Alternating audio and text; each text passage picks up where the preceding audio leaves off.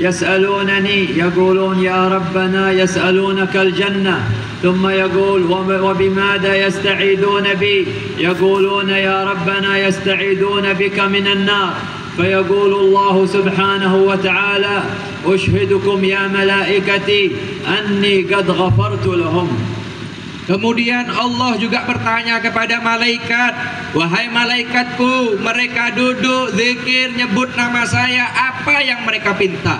Apa yang orang-orang hadir di majlis minta kepadaku, kata Allah Subhanahu wa taala, dan apa yang mereka takutkan dariku, kata Allah Subhanahu wa taala. Malaikat menjawab, ya Allah, mereka duduk di majlis zikir nyebut namamu, yang mereka minta hanya satu, surgamu ya Allah, dan mereka duduk di majlis yang mereka takuti hanya satu, yaitu takut masuk ke dalam nerakamu ya Allah. Kemudian Allah Subhanahu wa taala bersaksi kepada malaikat yang telah diutus oleh Allah, saksikanlah wahai malaikatku, sesungguhnya aku telah mengampuni dosa-dosa mereka semua. Amin Allahumma amin. فيقول ملك من الملائكة كما جاء في بعض الروايات، يقول يا رب إن فيهم فلان الخطأ كثير الذنوب كثير المعاصي لم يحضر لغرض المجلس، وإنما حضر لحاجة يريدها من صاحبه، فيقول الله وله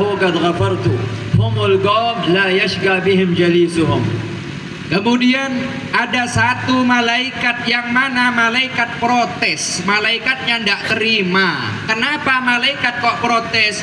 Bilang, ya Allah, ternyata di situ ada satu orang yang mana orangnya hadir di majelis, hadir di lapangan, tapi niatnya bukan hadir majelis ya Allah. Ada orang yang hadir di lapangan, misalnya hanya dia maksudnya nagih utang, hadirnya di majelis jualan, hadirnya di majelis buka balon, rumah balon. Ini ada ziyadah ini, hadirnya di majelis hanya cuma nongkrong, ngopi, hadirnya di majelis cari lirik-lirik pasangan. Malaikatnya protes, ya Allah, gimana itu? Katanya diampuni semua dosa-dosanya. Maka katanya Allah Subhanahu wa taala dalam riwayat yang lain disebutkan bahwasanya mereka juga aku ampuni dosa-dosanya, meskipun niatnya hadir majlis bukan untuk majlis tapi untuk cari teman. Allahu Akbar. وقرأتم راتب الإمام الحداد، هذا الإمام العظيم، إمام من أكابر الأولياء في تريم.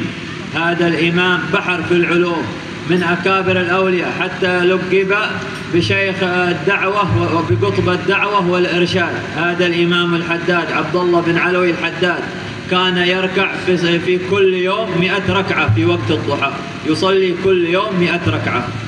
Kita juga duduk di majelis ini, kita semua baca Rotibul Haddad. Rotibul Haddad, beliau pengarangnya adalah Al-Habib Abdullah Al-Haddad, termasuk orang yang terkenal di kota Tarim, salah satu daripada wali yang besar, wali yang derajatnya tinggi. Beliau keutamaannya atau beliau kesehariannya adalah orang-orang yang alim, orang-orang yang ngajar, orang-orang yang banyak belajar kepada Habib Abdullah, termasuk dijuluki Bahr, adalah lautan ilmu. Dari saking luasnya ilmunya sampai dijuluki lautan ilmu. Al-Habib Abdullah kebiasaannya, ibadahnya, setiap hari di waktu duha beliau sholatnya 100 rakaat, sama dengan orang Karangrejo.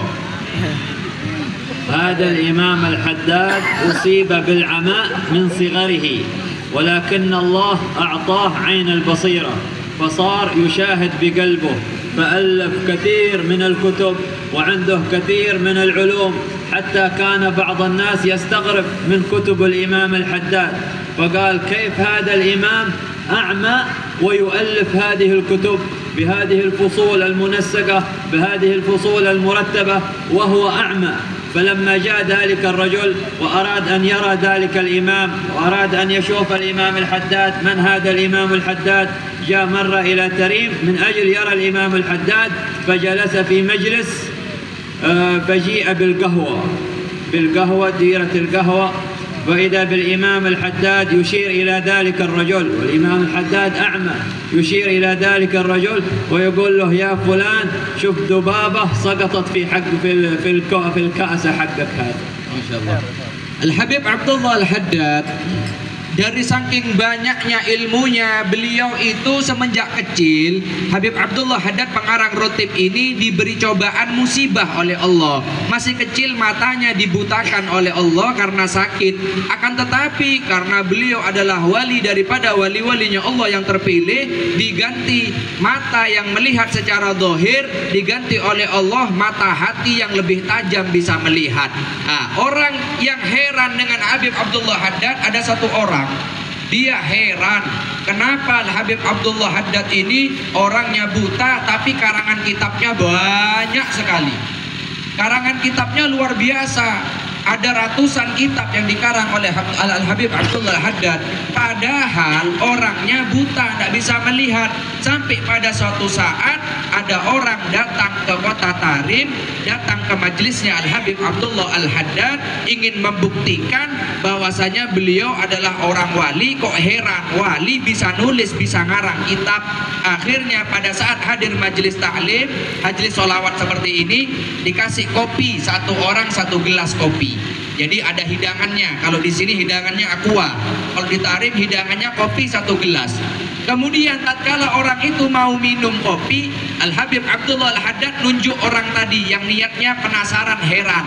Niate teko, niate hadir majelis cuma kepingin ningali Al-Habib Abdullah Haddad, tapi langsung ditunjuk sama Al-Habib Abdullah Haddad, Pak, kopimu iku ono laleri, kopimu mlebu laler nek kono, ojo diombe sik. Kaget, padahal Habib Abdullah di depan, dia minumnya di belakang minum kopi. Yang bisa melihat tidak bisa melihat lalatnya, Al-Habib Abdullah bisa melihat lalat dari kejauhan. فاهتز ذلك الرجل وقال فعلمت أن الأمر بصيرة وليس بصر. Kemudian orang tadi kaget, kok tahu Habib Abdullah Haddad kalau kopi saya kemasukan lalat, kok semerap lik kopi kulo niki kemasukan laler, padahal saya jauh dari Habib Abdullah Haddad. Maka orang tersebut menyimpulkan bahwasannya pandangan dan penglihatan hakikatnya bukan yang zahir yang sekarang kita lihat sepasang mata, akan tetapi pandangan atau penglihatan yang hakikat adalah pandangan hati yang diberikan oleh Allah Subhanahu wa ta'ala. ما قال ربنا في قرآنه إنها لا تعمى الأبصار ولكن تعمى القلوب التي في الصدور.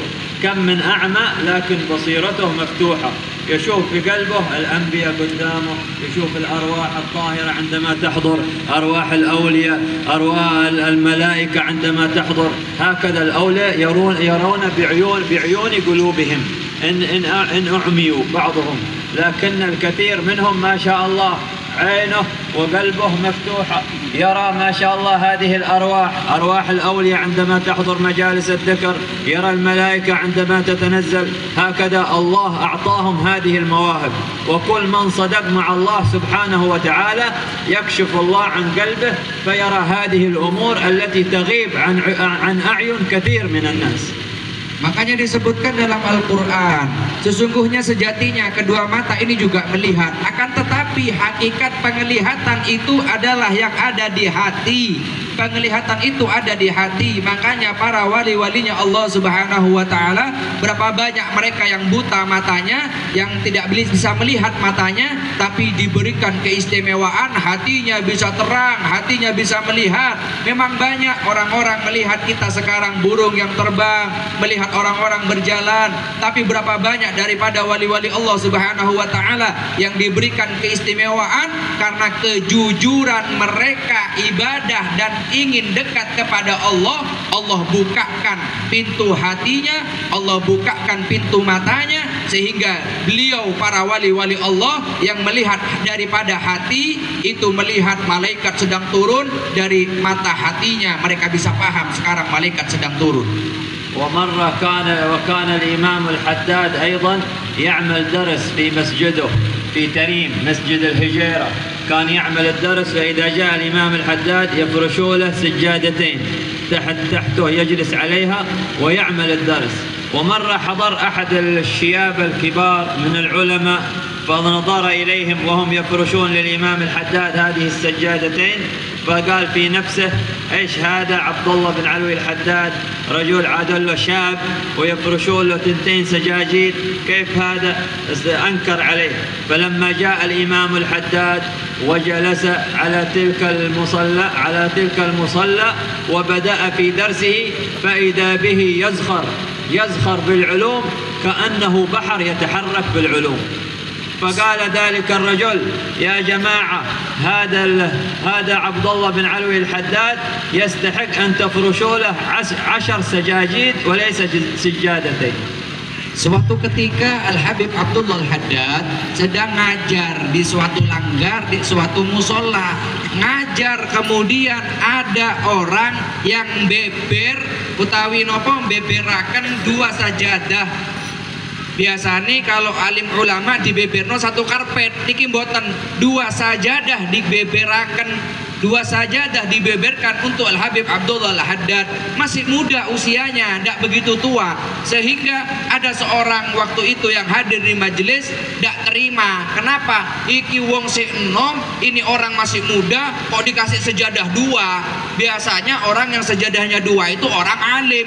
Ini kok anak muda dikasih sejadah 2, katanya orang tadi. Sehingga datang Al-Habib Abdullah Al-Haddad, duduk di sejadahnya, kemudian beliau langsung mengeluarkan ilmunya, kalam-kalam ilmunya yang tidak pernah orang ketahui dikeluarkan semua, seakan-akan kayak lautan yang sedang tumpah tsunami-nya.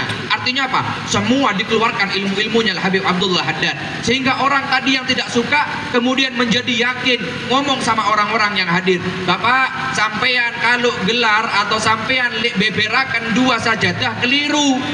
Sebenarnya bukan 2 sajadah yang sampean gelar, tapi 10 sajadah yang sampean harus totokno gaya Habib Abdullah Haddad dari banyak ilmunya dan saking luasnya ilmunya Habib Abdullah Al-Haddad. وهكذا الراتب الإمام الحداد يكون حفظ لمن قرأه في بيته، يكون حفظ للبيت ولجيران البيت أيضا. Rotib yang kita baca malam ini, Rotibul Haddad, itu bisa membuat penjagaan bagi orang yang baca.